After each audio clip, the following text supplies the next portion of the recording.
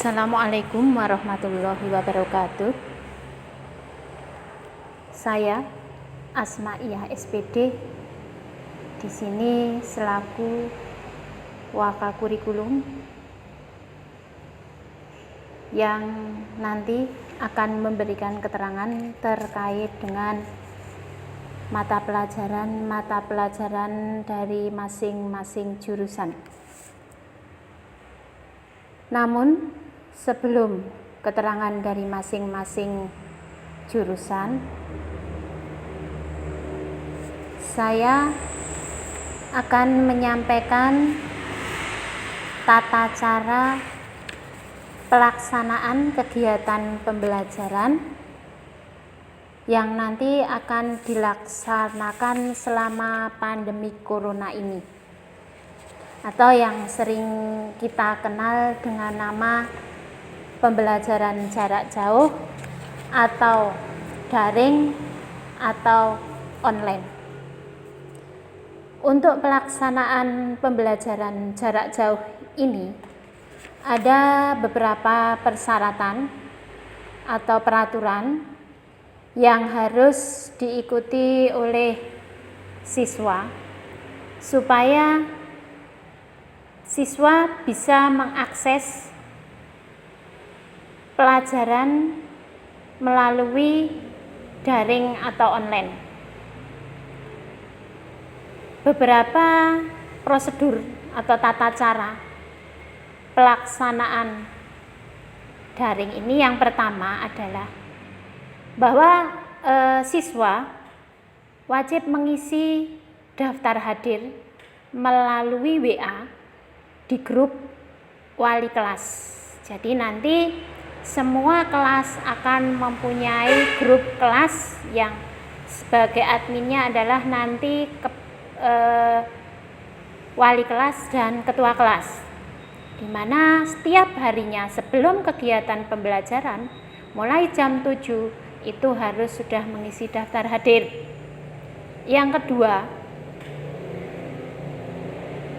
kegiatan daring atau online ini akan dimulai pukul 7.30 atau setengah 8 sampai dengan jam 12.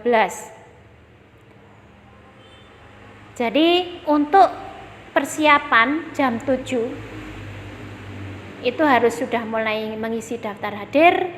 Nanti pukul 7.30 itu akan sudah mulai dilaksanakan pembelajaran sesuai nanti jadwal yang ada. Yang ketiga, siswa mengikuti PJJ daring atau online sesuai jadwal yang ada dengan menggunakan perangkat HP atau laptop. Jadi HP atau laptop itu yang digunakan untuk mengakses materi-materi yang dari guru. Yang jelas coba untuk mencari berada di daerah-daerah yang bisa mengakses atau ada sinyalnya. Yang keempat, siswa mengikuti daring dengan cara mengakses materi sesuai mata pelajaran melalui WA, Google Classroom, atau Zoom atau webinar. Nah, nanti Bapak Ibu guru pengampu mata pelajaran akan mengenalkan kalian. Yang pertama jelas menggunakan WA, dan selanjutnya nanti akan bisa menggunakan Google Classroom, bisa menggunakan Zoom, bisa juga menggunakan webinar. Itu untuk mengakses materi yang diberikan guru kepada siswa. Yang kelima, jika dalam pelaksanaan PJJ daring atau online mengalami kendala seperti koneksi internet yang kurang stabil dan hal lainnya, maka siswa wajib melaporkan hal tersebut ke sekolah dengan tujuan supaya siswa tetap bisa mengikuti kegiatan daring atau online ini. Yang keenam, untuk semua siswa wajib mengikuti kegiatan daring atau online. Nah, dari proses pelaksanaan pembelajaran tersebut, rangkumannya adalah semua siswa wajib mengikuti kegiatan tersebut. karena siswa harus mempunyai nilai-nilai atau nilai evaluasi akhir pada kegiatan-kegiatan ini. Nah, untuk pelajaran selama pandemik ini, kita nggak tahu berakhirnya sampai kapan. Maka dari itu, untuk prosedur pelaksanaan ini harus diikuti. Kalau ada kendala, segera untuk melaporkan ke pihak sekolah, bisa melalui wali kelas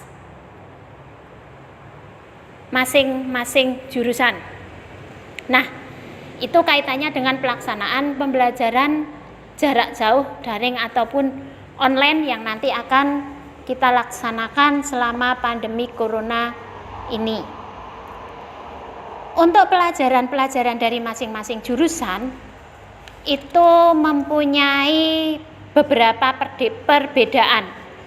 Karena mungkin ketika kalian masih duduk di SMP, itu jelas materinya berbeda atau mapelnya berbeda dengan yang ada di SMK.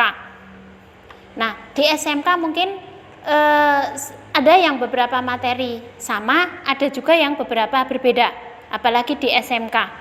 Nah, untuk materi-materi di SMK secara umum itu terdiri dari tiga kelompok. Yang pertama adalah muatan nasional. Itu semua jurusan sama. Yang kedua adalah muatan kewilayahan. Itu semua jurusan juga sama. Yang membedakan adalah muatan peminatan kejuruan. Itu TKR, TBSM, dan RPL masing-masing mempunyai mata pelajaran yang berbeda-beda. Nah, muatan nasional yang pertama atau A itu terdiri dari, ini semua jurusan sama, terdiri dari PABP atau Pendidikan Agama dan Budi Pekerti, itu di SMP juga ada. Yang kedua, Pendidikan Pancasila dan Kewarganegaraan, itu juga sama.